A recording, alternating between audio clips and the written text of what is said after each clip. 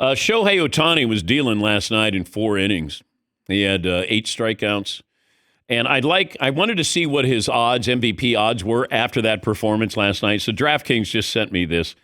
Shohei Ohtani's MVP odds yesterday, minus 450. His odds now are minus 1,000. It's really hard for him to lose this. But I do think Kyle Schwarber deserves some consideration here. He's not going to win it. He was plus 350 yesterday. Now he's plus 550.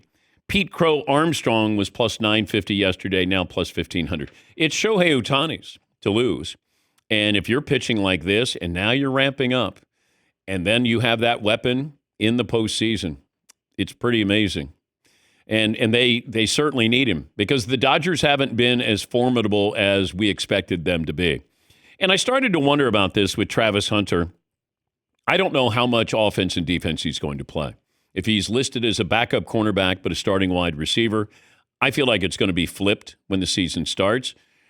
But if Travis Hunter doesn't go to Jackson State, where he can play both ways, and you're playing for Deion Sanders, if Travis Hunter went to Georgia or LSU or Florida State, he might get a sprinkling.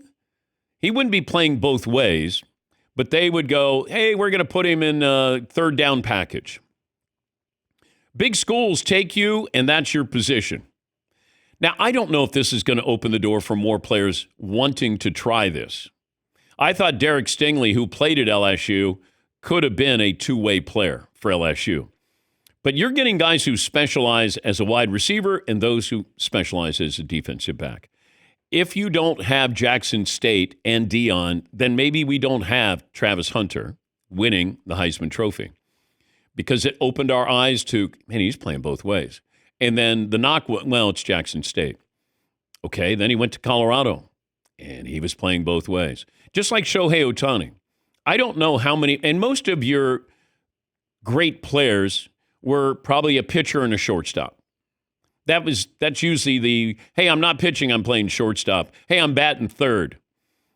And, there's guys who are great pitchers, and they were great hitters in high school and maybe in college, and most of them were. But I don't know if there's going to be a player or players who say, hey, Ohtani's done it, Travis Hunter's done it. Now, you have to have the talent to do it, and you have to have a coach or a manager who is willing to let you do that. I keep saying I'd love to see Paul Skeens maybe play, maybe bat, because he was a pretty good hitter, I remember, at Air Force. I don't know the LSU numbers, but, you got some guys who were, they were great athletes and two-way players. I'm sure, all of these great players in college played both ways in high school. So you might have been a running back and a defensive back, or, you're going to be a quarterback and a free safety.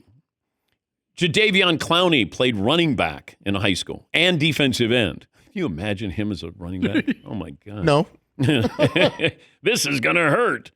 But watching Ohtani deal last night, and nobody can answer that. I mean, imagine you can't pitch, and you have one of the greatest offensive single seasons in baseball history. So he can't pitch, but he steals bases, hits home runs, hits for average, and you win the World Series. That's amazing.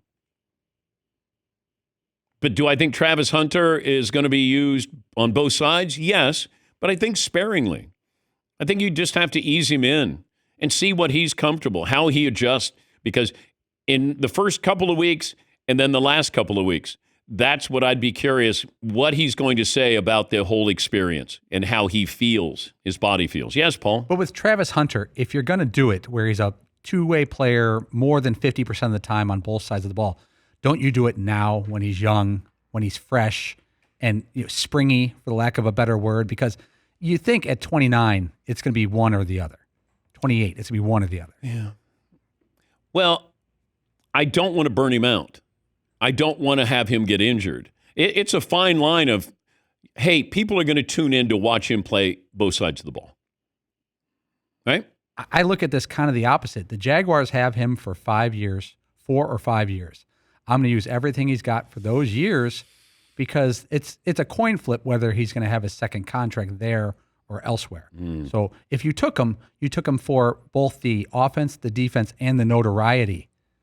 And the Dodgers could have gone and said this year, you know what, we don't want Ohtani pitching because the guy was the best hitter on earth basically last year. His numbers hitting are noticeably down this year. Yeah. They're still very good, but I wonder if there's people at the Dodgers who say to themselves, man, I wish this dude would just hit 340 with 45 home runs and 40 steals every year, because now he has, I think, 15 or 16 steals this year. Last year he had 59. What changed? Well, he wasn't pitching. Yes. And he was playing every day. And, I said he'll never approach those numbers again because he won't be in the position to. They're not going to want him to run like that. I wonder, though, if later there's on Dodger people who would prefer it. But maybe when he made his Dodger contract and his Dodger deal, he said, I am a two-way player. But it's helping him win an MVP again. He's going to have 6 or 7 MVPs. If he continues to hit like this and you still add in the pitching portion of this, it just, there's no one like him. The value when he's on the mound and when he's at the plate. But go back to the Angels. They said, hey, you can do whatever you want because other teams didn't want him to be a two-way player.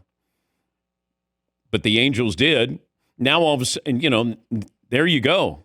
Now you're known as the unicorn. You're the guy who does the pitching and hitting. He's doing things that are more impressive than Babe Ruth because Babe wasn't doing them at the same time. He was a pitcher who won over 90 games and then all of a sudden became the greatest hitter in baseball history. Shohei Ohtani is like, I can go out the mound. I can go to the plate as well in the same game. And he's done it a couple of seasons in a row.